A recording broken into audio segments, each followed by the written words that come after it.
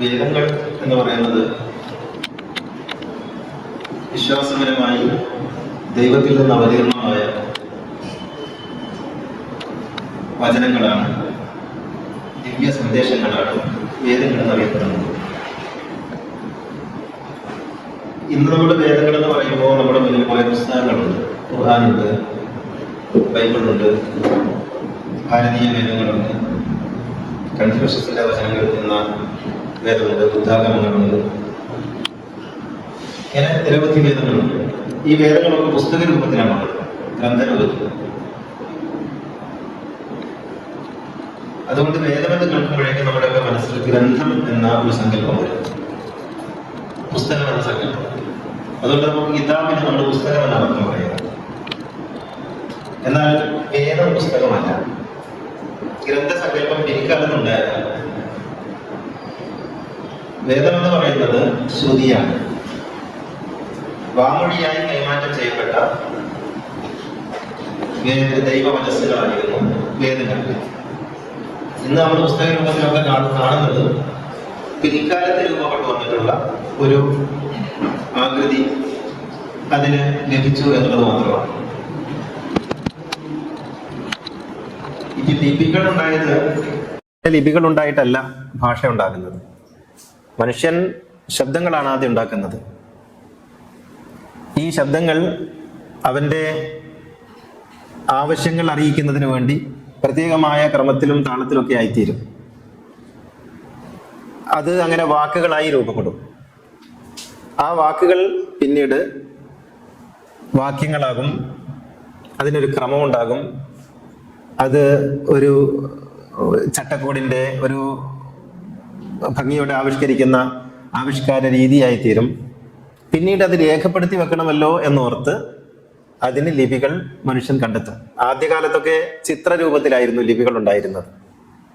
പിന്നീടാണ് അതിന് നമ്മളിപ്പോൾ അക്ഷരം എന്ന് പറയുന്ന ലിപിയുടെ രൂപങ്ങൾ പിൽക്കാലത്ത് ഉണ്ടായി തീർന്നത്.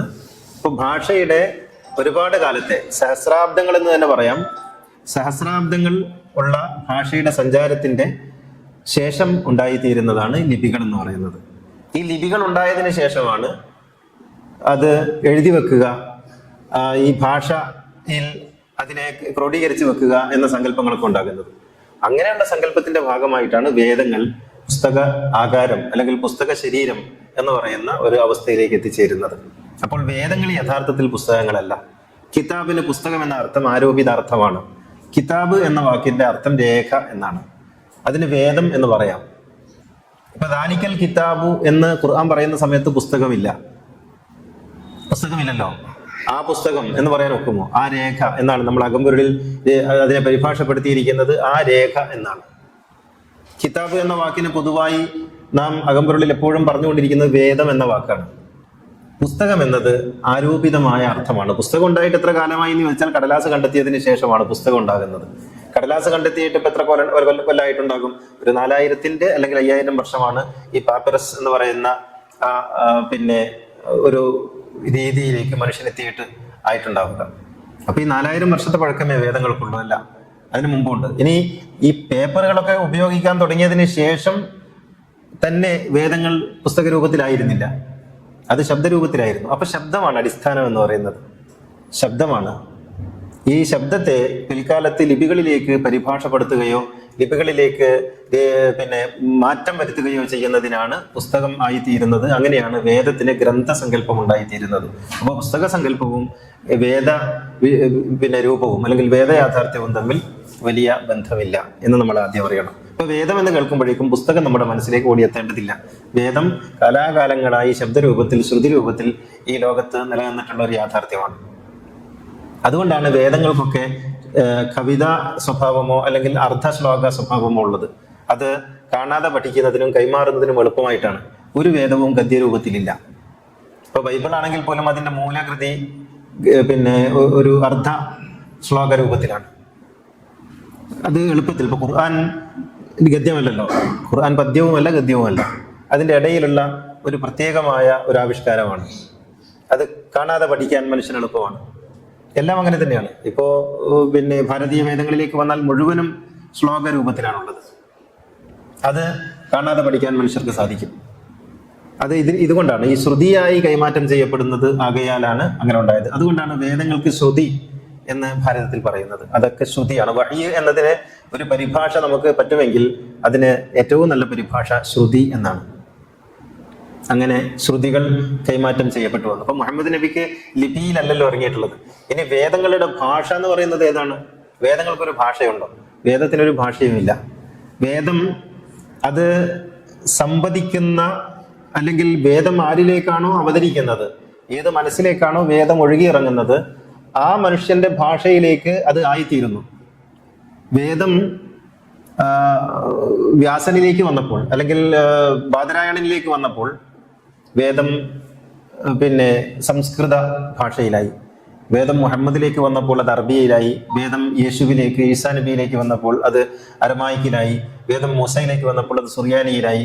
വേദം കൺഫ്യൂഷ്യസിലേക്ക് വന്നപ്പോൾ അത് ചൈനീസിലായി. വേദം തിരുവള്ളൂരിലേക്ക് വന്നപ്പോൾ അത് തമിഴിലായി. ഇങ്ങനെയാണ് ഒരേ സാധനം തന്നെ. അപ്പോൾ ഏത് മനുഷ്യൻ മുഹമ്മദ് നബിയിലേക്ക് വരുമ്പോൾ അത് അറബിയിലേ പറ്റുള്ളൂ. കാരണം മുഹമ്മദ് നബി സംവദിക്കുന്നത് അറബികളോടാണ്. അതുകൊണ്ട് അറബി ഭാഷയിലാകുമ്പോഴേ അത് അവർക്ക് മനസ്സിലാവുകയുള്ളൂ. അതുകൊണ്ട് വേദത്തിന് ഭാഷയില്ല. അതുകൊണ്ടാണ് നമ്മൾ മദ്രസയിലൊക്കെ പഠിക്കുമ്പോൾ അള്ളാഹുവിന്റെ കലാമിന് ഭാഷയില്ല എന്ന് നമ്മൾ പഠിക്കുന്നത്. അള്ളാഹുവിന്റെ കലാമിന് ഭാഷയില്ല, അതിന് ലഫ്ലുമില്ല. ലഫ്ല് എന്ന് പറയുന്നത് ഒരു ഭാഷാ പ്രയോഗമാണ്. പ്രത്യേകമായ ഒരു താളത്തിലുള്ള വാക്കിനാണ് ലഫ്ല് എന്ന് പറയുന്നത്. അതൊരു ഭാഷയുമായി ബന്ധപ്പെട്ടേ ഉണ്ടാവുകയുള്ളൂ. പക്ഷേ ഭാഷകൾക്ക് ആധാരമായിട്ടുള്ള മൂലഭാഷ എന്ന് പറയാം. എല്ലാ ഭാഷകൾക്കും ആധാരമായിട്ടുള്ള ഒരു മൂലഭാഷയുണ്ടല്ലോ, ഉണ്ടാകണമല്ലോ. ഇപ്പോ ഇവിടെ നമ്മൾ സംസാരിക്കുന്ന ഒരു ഭാഷ, ആ ഭാഷയെ ഭാഷയാക്കി തീർക്കുന്ന ഒരു നിയമമുണ്ട്. അതാണ് മൂലഭാഷ എന്ന് പറയുന്നത്. ഇങ്ങനെ സകല ഭാഷകളുടെയും മൂലഭാഷയായിട്ടുള്ള ഒന്നാണ് ദൈവഭാഷ. അതാണ് വേദത്തിന്റെ ഭാഷ. അല്ലാതെ അത് അറബിയോ സംസ്കൃതമോ തമിഴോ അല്ല. അത് ആയിത്തീരുമ്പോൾ ഉള്ളതാണ്. അതുകൊണ്ട് ദൈവഭാഷയിൽ നമ്മളോട് ദൈവം സംസാരിക്കാനിരുന്നാൽ നമുക്കൊന്നും തിരിയൂല. കാരണം നമുക്ക് ദൈവഭാഷ അറിയില്ല. അത് താങ്ങാനുള്ള കരുത്ത് നമുക്കില്ല. ദൈവസ്വരൂപം താങ്ങാൻ നമുക്ക് കഴിയുമോ? അപ്പൊ മൂസാ നബി ദൈവത്തെ കാണണം എന്ന് പറഞ്ഞു. അത് ഏത് കാഴ്ച? നേത്രങ്ങളാലുള്ള, ഇന്ദ്രിയത്താലുള്ള കാഴ്ച ഉണ്ടാകണമെന്ന് മൂസാ നബി പറഞ്ഞു. അപ്പൊ അള്ളാഹു പറഞ്ഞു അത് നിനക്ക് കഴിയില്ല. അപ്പൊ മൂസാ നബി പറഞ്ഞല്ല, എനിക്കൊരു ആഗ്രഹം. അപ്പോഴാണ് മൂസാ നബിയോട് പറയുന്നത്, എങ്കിൽ നീ ആ പർവ്വതങ്ങളിലേക്ക് നോക്ക്. ദിവ്യ വെളിച്ചത്തിന്റെ ഒരു ചെറു അംശം, വളരെ വളരെ നിസ്സാരമായ ഒരു അംശം അതിലേക്ക് ഒളിചിന്തിയപ്പോൾ ആ പർവ്വതം പോലും താങ്ങാൻ കഴിയാതെ പൊടിഞ്ഞുപോയി എന്ന് പറയുന്നത് ആലങ്കാരികമായിരിക്കാം. പക്ഷേ സംഭവിച്ചത്, അവിടെ നിന്ന് നമുക്ക് ലഭിക്കുന്ന പാഠം, അത് നമ്മുടെ ഈ ശരീരം കൊണ്ട്, നമ്മൾ ഇരിക്കുന്ന ഈ പദാർത്ഥപരമായ ശരീരവുമായി ബന്ധപ്പെടുത്തി ദൈവത്തിന്റെ സ്വരൂപം നമുക്ക് ദർശിക്കുക അസാധ്യമാണ്. ഇതില്ലാതായി പോകും. കാരണം ഇത് ഒരു വലിയ തടസ്സമാണ്. ബഹുവ യുദരിക്കുൽ അബ്സാർ എന്ന് പറയുന്നത് അവൻ ഇങ്ങോട്ടുള്ള ഒരു സാധ്യതയിലാണ് നമ്മളൊക്കെ ജീവിക്കുന്നത്. നമുക്ക് അങ്ങോട്ടൊരു സാധ്യത ഈ ശരീരവും വെച്ചില്ല. ഈ ശരീരം വലിയൊരു തടസ്സമാണ്. പദാർത്ഥപരത വലിയൊരു തടസ്സമാണ്. അതുകൊണ്ട് തന്നെ കേൾവിയും അങ്ങനെയാണ്. ദൈവത്തെ കേൾക്കുക. ഇപ്പൊ അശരീരി കേട്ടു എന്നൊക്കെ നമ്മൾ പറയും. മൂസാ നബി ഒരു അശരീരി കേട്ടു. അശരീരി എന്ന് പറയുന്നത് പോലും ദൈവത്തെ സംബന്ധിച്ചിടത്തോളം പറ്റാത്തതും പാടില്ലാത്തതുമായ ഒരു സംഗതിയാണ്. ദൈവം അശരീരിയായിട്ട് രൂപപ്പെടാൻ പാടില്ല. അശരീരി എന്ന് പറയുന്നത് അന്തരീക്ഷത്തിൽ ഒരു മനുഷ്യന്റെ ശ്രവണേന്ദ്രിയത്തിന് പിടിച്ചെടുക്കാൻ കഴിയുന്ന ഒരു സംഗതിയല്ല ദൈവത്തിന്റെ നാദം എന്ന് പറയുന്നത്. അതിൻ്റെയൊക്കെ അപ്പുറത്തുള്ള ഒരു താളമാണത്. അപ്പൊ അത് എങ്ങനെയാണ് പ്രവാചകന്മാരിലേക്ക് വരുന്നത്?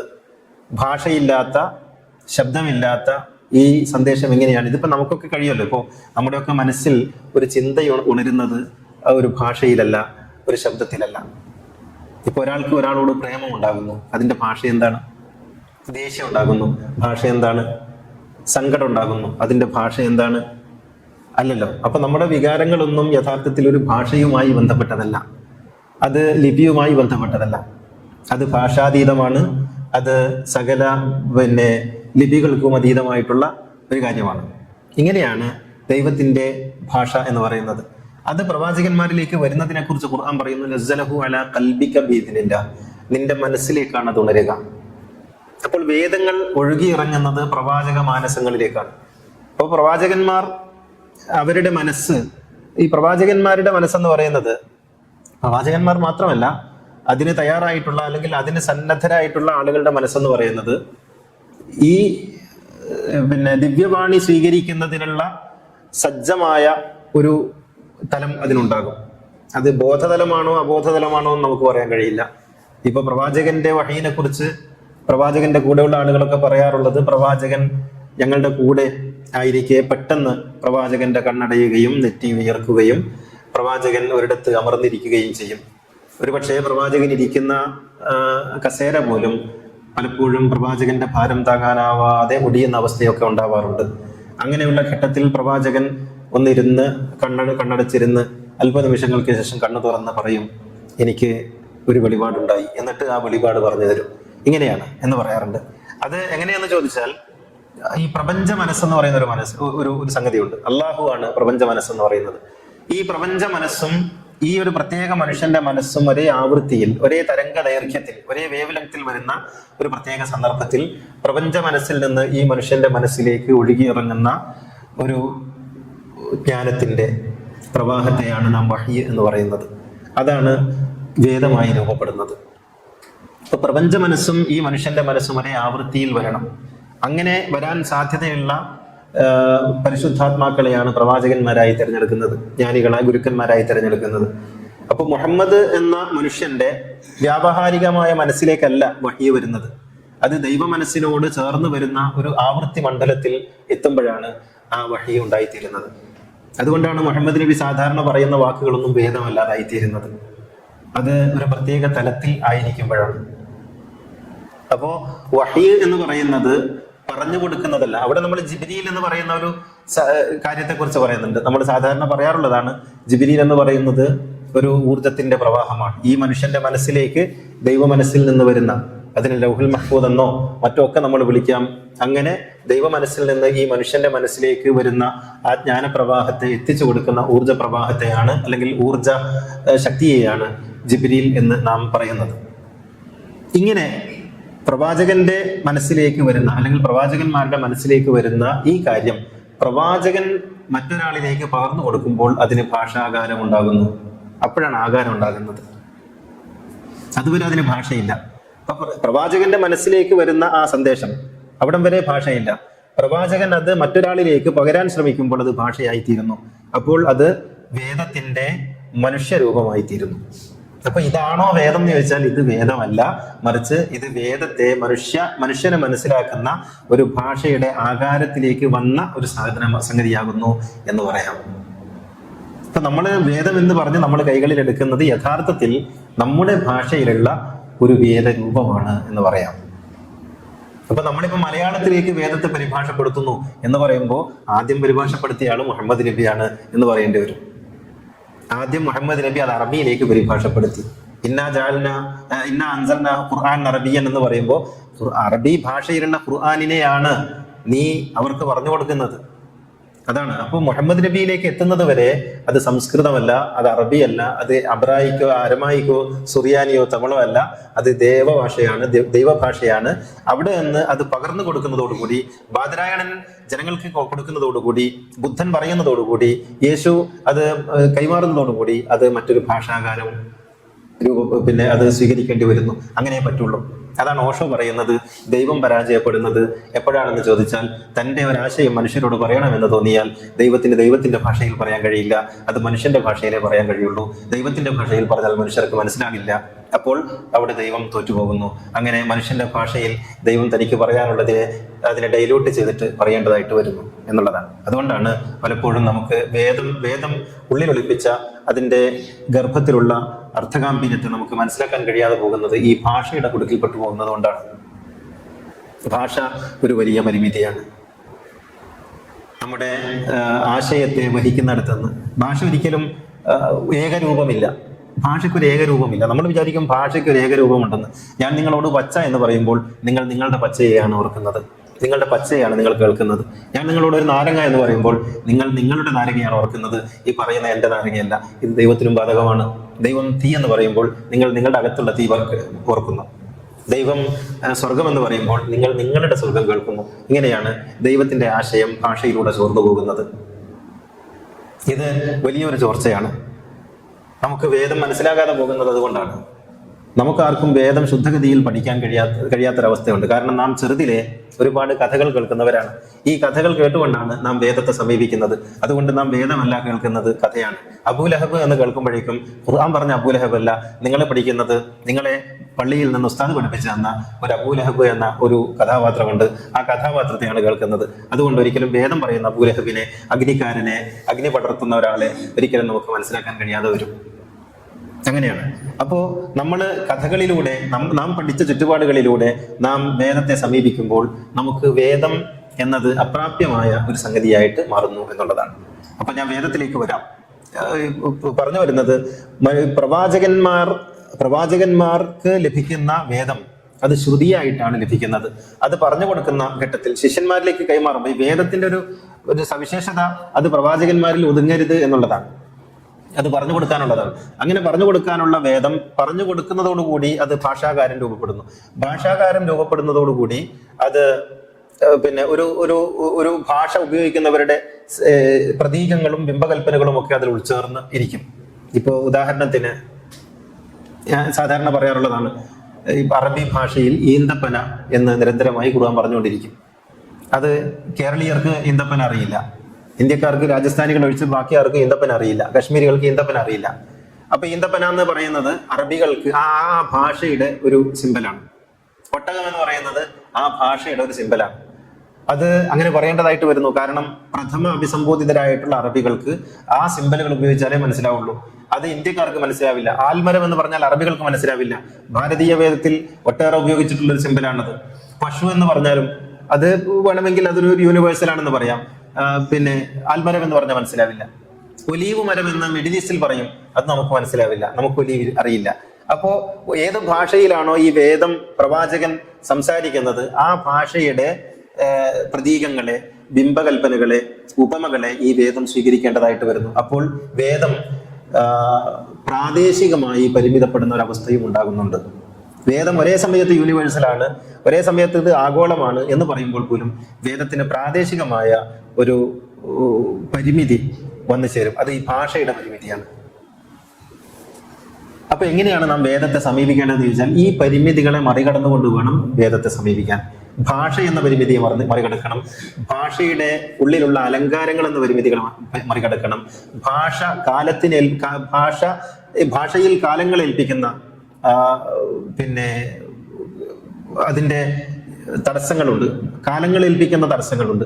ഈ തടസ്സങ്ങളെയും മറികടക്കണം. അത് ഉദാഹരണത്തിന് പറഞ്ഞാൽ അറബി ഭാഷയ്ക്ക് കാര്യമായിട്ട് പറ്റിയിട്ടില്ല, സംസ്കൃതത്തിന് പറ്റിയാൽ ഇപ്പോൾ വേദ സംസ്കൃതം എന്ന് പറയുന്നത് ഇപ്പോൾ നിലവിലില്ല. ഇപ്പോഴുള്ളത് ആധുനിക സംസ്കൃതമാണ്. ഈ വേദ സംസ്കൃതവും ആധുനിക സംസ്കൃതവും തമ്മിൽ വലിയ വ്യത്യാസമുണ്ട്. ഇത് വരുമ്പോൾ പിന്നെ കാലങ്ങൾ ഭാഷയിൽ ഏൽപ്പിക്കുന്ന ആഘാതങ്ങളുണ്ട്. ഈ ആഘാതങ്ങളെയും നമുക്ക് മറികടക്കാൻ കഴിയണം. അപ്പോഴേ വേദത്തിന്റെ ശരിയായ ആസ്വാദ്യതയിലേക്ക് നമുക്ക് എത്തിച്ചേരാൻ കഴിയും. ഇത് നിങ്ങൾ അറബി വായിക്കുമ്പോൾ നിങ്ങൾ വേദം വായിക്കുന്നു, ഭാഷയിൽ മൂലഭാഷയിൽ വേദം വായിക്കുന്നു എന്ന് ധരിക്കരുത്, അത് പരിഭാഷയാണ്. മലയാളം വായിക്കുന്ന പോലെ തന്നെയാണത്. അപ്പോൾ ഒരു അറബി ഭാഷയിലുള്ള ഖുർആൻ വായിക്കുന്നതും മലയാള ഭാഷയിലുള്ള ഖുർആൻ വായിക്കുന്നതും രണ്ടല്ല, രണ്ടും ഒന്നാണ്. ആദ്യത്തേതും പരിഭാഷയാണ്, ഇപ്പോഴുള്ളതും പരിഭാഷയാണ് എന്നറിയണം. കാരണം അറബി ഭാഷയിലായിരുന്നില്ല വേദം.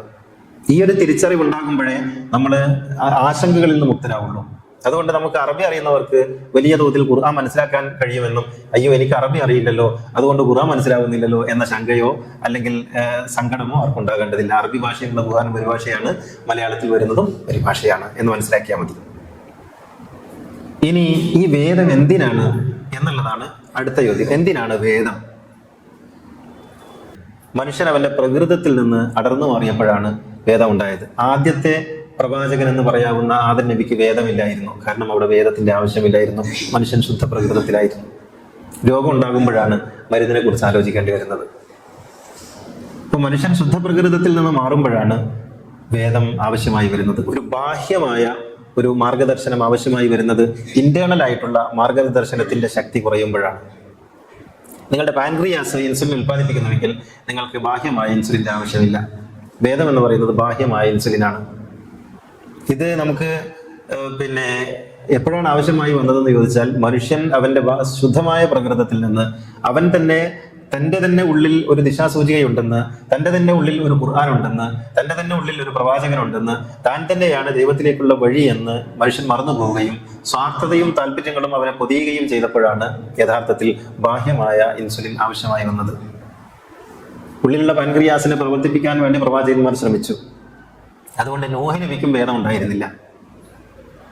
നൂഹ് നബിക്കും വേദം നമുക്ക് കാണാൻ കഴിയില്ല. പിൽക്കാലത്ത് കുറെ കാലം കഴിഞ്ഞിട്ടാണ് വേദം വരുന്നത്. ഇബ്രാഹിം നബിക്ക് വേദം ഉണ്ടായിരുന്നു എന്ന് ഖുർആൻ പറയുന്നുണ്ട്. അത് ഏത് വേദമാണെന്ന് നമുക്ക് അറിഞ്ഞുകൂടാ. ഒരുപക്ഷെ ഭാരതീയ വേദങ്ങളാകാം. ഇബ്രാഹിം നബി ഭാരതീയനാണെന്നുള്ള സങ്കല്പത്തിൽ ഇബ്രാഹിം നബിക്ക് വേദമുണ്ട്. സുഹഫി ഇബ്രാഹിം വ മൂസ എന്ന് ഖുർആൻ പറയുന്നുണ്ട്. അതുവരെയുള്ള പ്രവാചകന്മാർക്കൊന്നും വേദങ്ങളില്ല. ഇദ്രീസ് നബിക്ക് അല്ലെങ്കിൽ ഇബ്രാഹിം നബിക്കൊന്നും വേദമില്ല. നൂഹ് നബിക്കൊന്നും വേദമില്ല. കാരണം അവിടെ നിന്നും ഭേദമില്ലാതെ ഈ പാൻക്രിയാസിനെ സ്വന്തം തന്നെ ഇൻസുലിൻ ഉൽപ്പാദിപ്പിക്കാൻ കഴിയോ എന്നുള്ളൊരു ശ്രമത്തിലായിരുന്നു ഈ പ്രവാചകന്മാരൊക്കെ. അത് നടപ്പാകാതെ വന്നപ്പോഴാണ് വേദമുണ്ടായത്. പിന്നെ വേദമില്ലാതെ പറ്റില്ല എന്നായി. ഇത് മനുഷ്യനെ ഹുദൻ ലിന്നാസി വബയ്യിനാത്തിൻ മിനൽ ഹുദാ വൽ ഫുർഖാൻ എന്നൊക്കെ ഖുർആൻ പറയുന്നുണ്ട്. ഇത് ഫുർഖാനാണ്, ഇത് ഹുദയാണ്, ഇത് നൂറാണ്, ഇത് ഷിഫയാണ് എന്നൊക്കെ പറയുന്നുണ്ട്.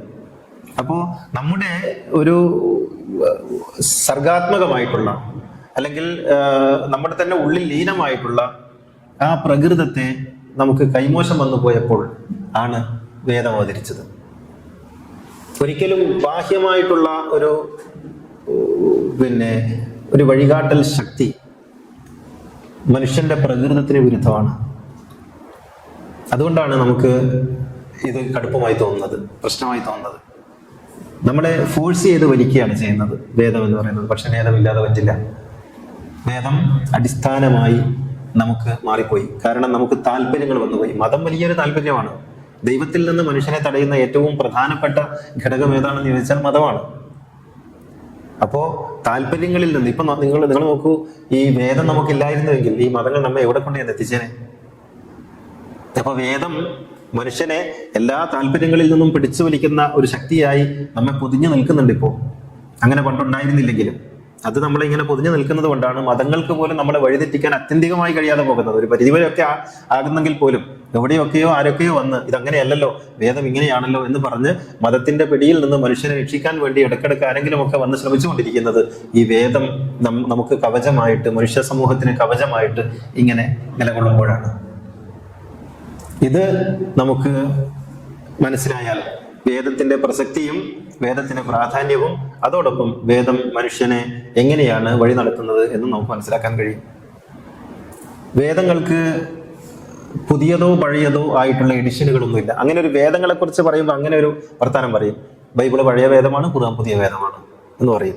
പഴയതും പുതിയതും എന്ന എഡിഷൻ വാദം യഥാർത്ഥത്തിൽ വേദങ്ങൾക്കില്ല. എല്ലാ വേദങ്ങളും ഒന്നാണ്.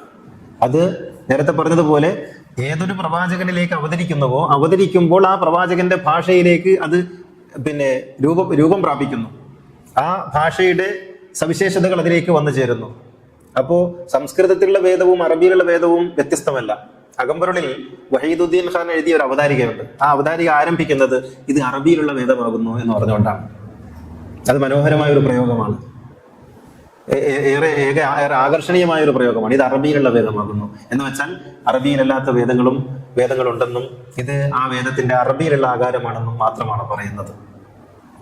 അപ്പോ ഓരോ ഭാഷയിലും അവതരിച്ചിട്ടുള്ള വേദം സർവ്വവേദങ്ങളും ഒന്നാണ് എന്നുള്ള സന്ദേശമാണ് നൽകുന്നത്. എല്ലാ വേദങ്ങളും മുസദ്ദിഖൻ ലിമാ ബൈന യദൈഹി എന്ന് പറയുന്നത് പൂർവ്വവേദങ്ങളെ സത്യപ്പെടുത്തുന്നു എന്ന് പറയുന്നത് പൂർവ്വവേദങ്ങൾ ഇത് തന്നെയാണ് എന്നുള്ളതാണ്. ഇപ്പൊ പ്രവാചകന്മാരെ കുറിച്ച് പറയുമ്പോഴും അങ്ങനെയാണല്ലോ. മുഹമ്മദ് എന്ന് പറയുന്ന ഒരു പ്രവാചകനെ കുറിച്ച് നമ്മൾ പറയുമ്പോൾ നമ്മൾ ഓർക്കുന്നത് ഈ മുഹമ്മദ് എന്നത് ഇവിടെ അറേബ്യയിൽ ആമിനാക്ക് ജനിച്ച് അബ്ദുള്ളക്ക് ജനിച്ച് മക്കയിൽ ജനിച്ച് മദീനയിൽ മരണപ്പെട്ടു പോയ ഒരു ശരീരമല്ല എന്നും അതിന് പണ്ടുണ്ടായിരുന്ന പേര് ബുദ്ധൻ എന്നാണെന്നും അതിനു മുമ്പുണ്ടായിരുന്ന പേര് അബ്രഹാം എന്നാണെന്നും അതിന് ശേഷമുണ്ടായ പേര് കൃഷ്ണനാണെന്നും ഒക്കെ അതിനെ തുടർന്നുണ്ടായ പേര് യേശു എന്നാണെന്നും പിന്നീട് മക്കയിലെത്തിയപ്പോൾ ആ ഗുരുവിന്റെ പേര് മുഹമ്മദ് എന്നായി മാറി എന്നുമാണ്. ഇതൊക്കെ ഒരേ ഗുരുപരമ്പരയുടെ വ്യത്യസ്തങ്ങളായ നാമധേയങ്ങളാണ്. ഇതുപോലെ തന്നെയാണ് പൂർവ്വകാലത്തുണ്ടായിരുന്ന ഒരു വേദത്തിന്റെ പേര് ഋഗ് എന്നാണെങ്കിൽ പിൽക്കാലത്ത് 6-ാം നൂറ്റാണ്ടിൽ ഉണ്ടായ വേദം, ആ ഋഗിന് സംസ്കൃതത്തിൽ ഋഗ് എന്ന് പറയുമ്പോൾ അതിന് അറബിയിൽ ഖുർആൻ എന്ന പേര് വന്നു. അത് തമിഴ്നാട്ടിൽ തിരുക്കുറൾ എന്ന പേര് വന്നു. അത് പാലിയിൽ ബുദ്ധാഗമം എന്ന പേര് വന്നു. ഇങ്ങനെയാണ് ഓരോ വ്യത്യസ്തങ്ങളായ പേരുകൾ അതിന് വരുമ്പോഴും അത് സത്തയിൽ ഒന്നായിരുന്നു. അപ്പൊ വേദങ്ങൾ പലതല്ല. വേദങ്ങൾ പലതാണെന്ന് പറയുമ്പോൾ ഈ വേദങ്ങളൊക്കെ നൽകിയിട്ടുള്ള ദൈവം പലതാണെന്ന് പറയേണ്ടി വരും. ഒരു ദൈവത്തിന് വ്യത്യസ്തങ്ങളായ വേദങ്ങൾ ഉണ്ടാവുക സാധ്യമല്ല. അത് ദൈവത്തിന്റെ ഏകത്വത്തിനെതിരാണ്. അപ്പോൾ ദൈവം ഏകനാണെങ്കിൽ ആ ദൈവത്തിൽ നിന്ന് അവതീർണമായ വേദമേകമാണ്. വ്യത്യസ്ത ഭാഷകളിൽ, ഒരു ഭാഷയിൽ വ്യത്യസ്ത വേദങ്ങളില്ല, ഒരു ഭാഷയിൽ ഒരു വേദമേ ഉള്ളൂ. അപ്പൊ നമ്മൾ ചോദിക്കും, സംസ്കൃതത്തിൽ 4 വേദം ഉണ്ടല്ലോ? ഇല്ല, സംസ്കൃതത്തിൽ ഒറ്റ വേദമേ ഉള്ളൂ. അത് ബാദരായണൻ ഒരു വേദത്തെ 4 തിരിക്കുകയും 4 ഖണ്ഡങ്ങളായി അതിനെ അവതരിപ്പിക്കുകയും ചെയ്തു.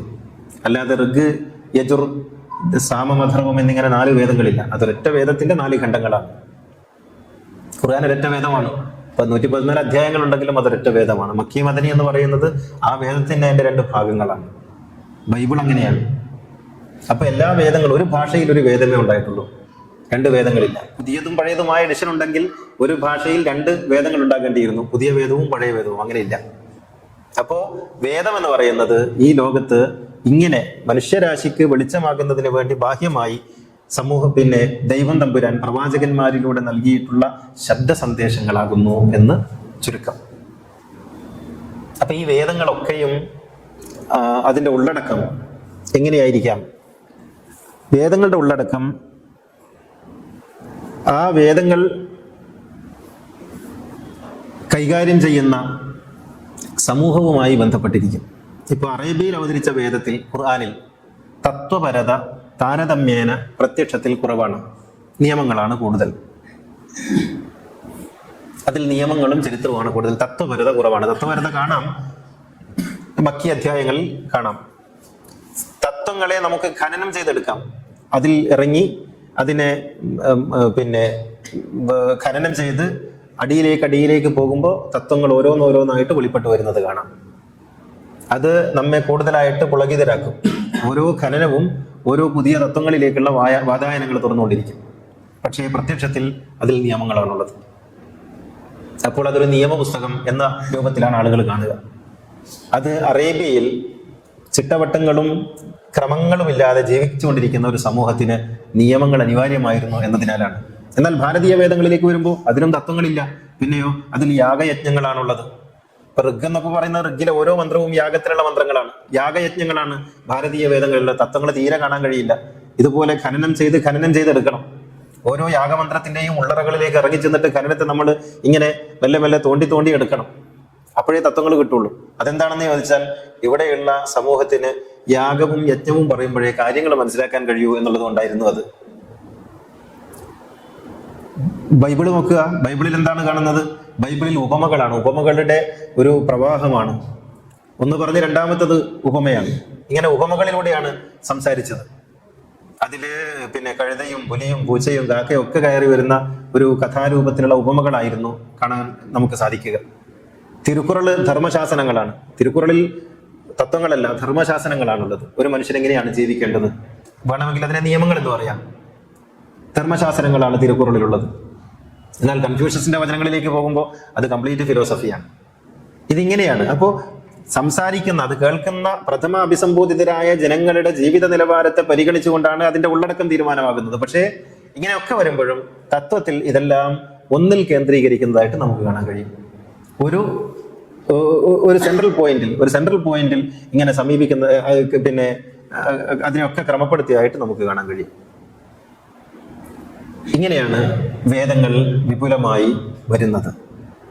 അപ്പോൾ വേദങ്ങളെ നിങ്ങൾ ഉൾക്കൊള്ളുന്നുവെങ്കിൽ ലോകത്തുള്ള സകല വേദങ്ങളെയും ഉൾക്കൊള്ളേണ്ടതായിട്ട് വരും. ഒരുപക്ഷെ നിങ്ങൾ വായിക്കുന്നത് ഒരു വേദമായിരിക്കാം, പക്ഷേ നിങ്ങൾ മനസ്സിലാക്കേണ്ടത് ഈ ലോകത്തുള്ള സകല വേദങ്ങളുടെയും പ്രതിനിധിയാണ് എൻ്റെ കയ്യിലുള്ള ഈ വേദം എന്നാണ്. ഇപ്പൊ നിങ്ങൾ ഖുർആൻ വായിക്കുന്നവരാണ് എങ്കിൽ നിങ്ങൾ ബൈബിളിന്റെയും തോറയുടെയും ഭാരതീയ വേദങ്ങളുടെയും എല്ലാം ഒരു പ്രാതിനിധ്യത്തെയാണ് അനുഭവിക്കുന്നത്. അത് തന്നെയാണ് ഇത് എന്ന ബോധത്തോടെ വായിക്കണം. നിങ്ങൾ വായിക്കുന്നത് ഭാരതീയ വേദമാണെങ്കിൽ അത് ഖുർആനിന്റെ പ്രാതിനിധ്യമാണ് എന്നറിഞ്ഞുകൊണ്ട് എന്ന ബോധ്യത്തോടു കൂടി വായിക്കണം. എല്ലാ വേദങ്ങളുടെയും ആകെത്തുകയാണ് എൻ്റെ കയ്യിലിരിക്കുന്ന വേദം എന്ന ബോധം വേണം. അപ്പൊ എല്ലാ വേദങ്ങളും ഉൾക്കൊള്ളുന്ന ഒരാൾക്ക് ഇതിനെ ഉൾക്കൊള്ളാൻ കഴിയും, ഇതിനെ ഉൾക്കൊള്ളുന്ന ആൾക്ക് എല്ലാ വേദങ്ങളെയും ഉൾക്കൊള്ളാൻ കഴിയും എന്ന് ചുരുക്കം. ഇത് പ്രവാചകന്മാരുടെ കാര്യത്തിൽ അങ്ങനെയാണ്. ഞാൻ മുഹമ്മദ് നബി അംഗീകരിക്കുന്നുവെങ്കിൽ ഞാൻ യേശുവിനെയും ബുദ്ധനെയും അംഗീകരിക്കുന്നു എന്നാണ് അതിന്റെ അർത്ഥം. യേശുവിനെയും ബുദ്ധനെയും തള്ളിക്കളഞ്ഞുകൊണ്ട് മുഹമ്മദ് നബിക്ക് നിലനിൽപ്പില്ല. യേശുവിനെ അംഗീകരിക്കുന്നു എന്ന് പറയുന്നത് മുഹമ്മദ് നബി അംഗീകരിക്കുന്നു എന്നാണ്. മുഹമ്മദ് നബിയെ മാറ്റിവെച്ചുകൊണ്ട് യേശുവില്ല. അപ്പോൾ എല്ലാ ഗുരുക്കന്മാരും ഇങ്ങനെ ഒരു പാരസ്പര്യത്തിലാണ്, എല്ലാ വേദങ്ങളും ഒരു പാരസ്പര്യത്തിലാണ് നിലകൊള്ളുന്നത് എന്ന് മനസ്സിലാക്കാൻ സാധിക്കണം.